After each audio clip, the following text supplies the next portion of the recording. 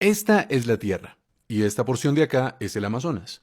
Aunque parece una porción pequeña en relación con el resto del planeta, lo cierto es que cumple un papel enorme para la vida por su participación en el ciclo del agua y en la regulación de la temperatura.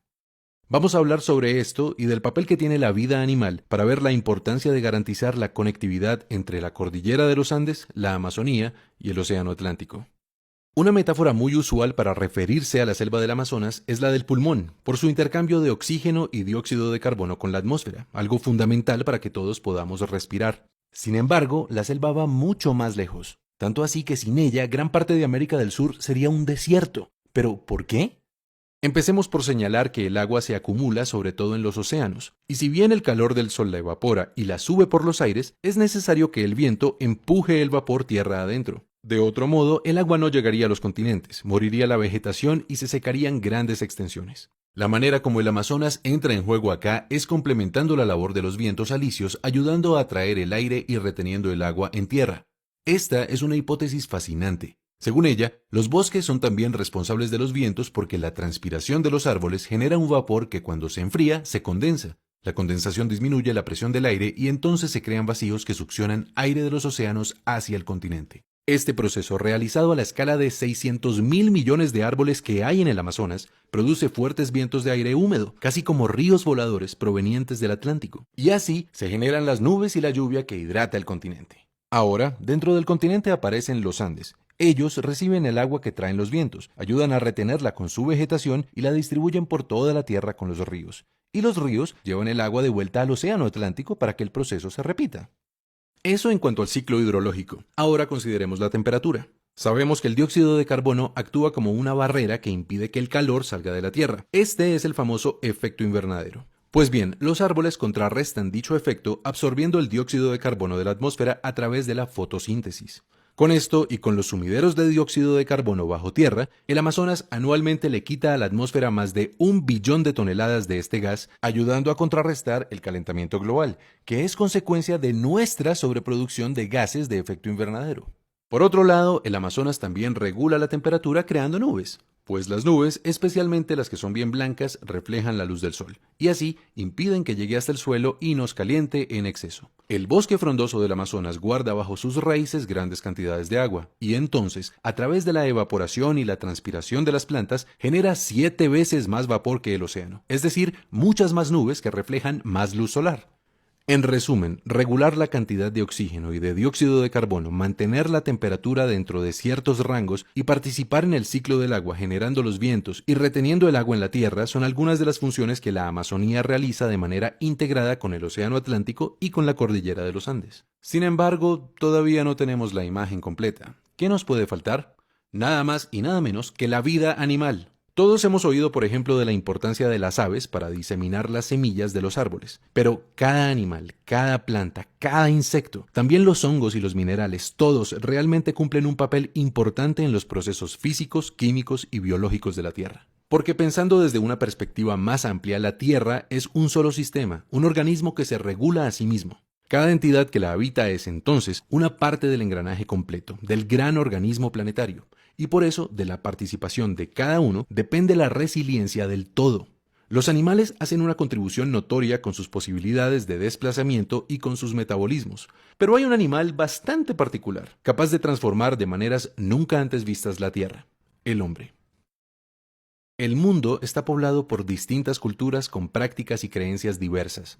Los indígenas del Amazonas y también el hombre occidental son grupos humanos que, como todos, hacen parte del gran organismo planetario. Pero las prácticas y las creencias de estos dos grupos suponen relaciones muy distintas entre ellos y el resto de la naturaleza.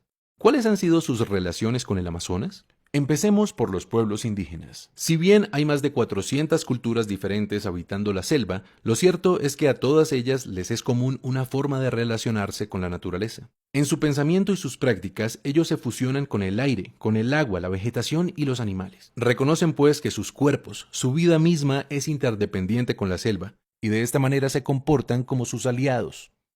Son miles de años de relación entre el Amazonas y los pueblos indígenas en los que la vida ha sido perfectamente sostenible con toda su diversidad. Y sería un error suponer que lo logran porque no transforman la naturaleza. Hay evidencia de que una décima parte de la tierra alta del Amazonas fue suelo fértil creado por ellos para ser aprovechado. Se sabe también que han afectado la selección de especies por su utilidad en la alimentación y los rituales. Y en todo caso, llegaron a ser millones de personas habitando el bosque. ¿Cómo han logrado ese equilibrio? Con conocimiento. En la educación indígena se prepara al individuo para vivir en armonía con el entorno natural y social en que nace. Ellos se transmiten el respeto por los espíritus guardianes del universo, que los llevan a hacer un uso responsable de los recursos y a entender que el consumo afecta el flujo y la distribución de la energía en el sistema global. De forma que sus prácticas son coherentes con estas ideas y buscan mantener el balance que afectan con sus acciones. Así, por ejemplo, los indígenas del Amazonas solían cambiar la ubicación de sus asentamientos cada 20 años, con el propósito de permitir que la naturaleza se regenerara. ¿Y los occidentales? Bueno, su relación ha sido distinta. En lugar de sentirse como un ser integrado dentro de la totalidad, los occidentales se han concebido de manera separada. En su proceso de construcción cultural suelen crear una dicotomía particular entre naturaleza y sociedad. A la naturaleza acuden insistentemente en busca de la materia que les permite crear y sostener el espacio que construyeron para sí, la ciudad.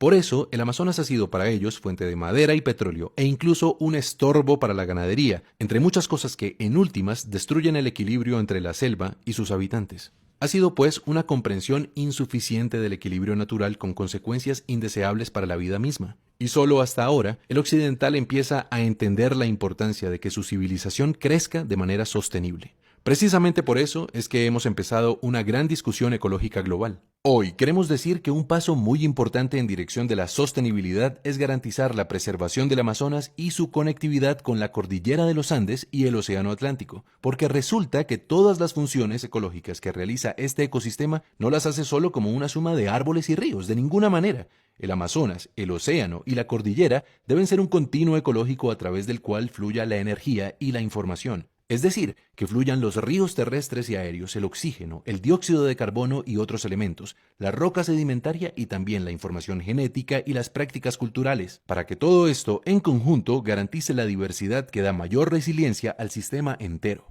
La labor que se ha hecho hasta ahora ha sido muy importante y ya está cubierto gran parte del territorio que necesitamos integrar en modelos sostenibles. Los gobiernos han puesto de su parte para crear áreas protegidas y reconocer territorios indígenas, pero nos siguen faltando algunas zonas entre esos parches que garanticen la conectividad. Una conectividad que no solo fortalecerá los servicios ambientales, la resiliencia del planeta y la estabilidad climática, sino que nos dará la oportunidad de articularnos con los pueblos indígenas para repensar nuestra relación con la tierra.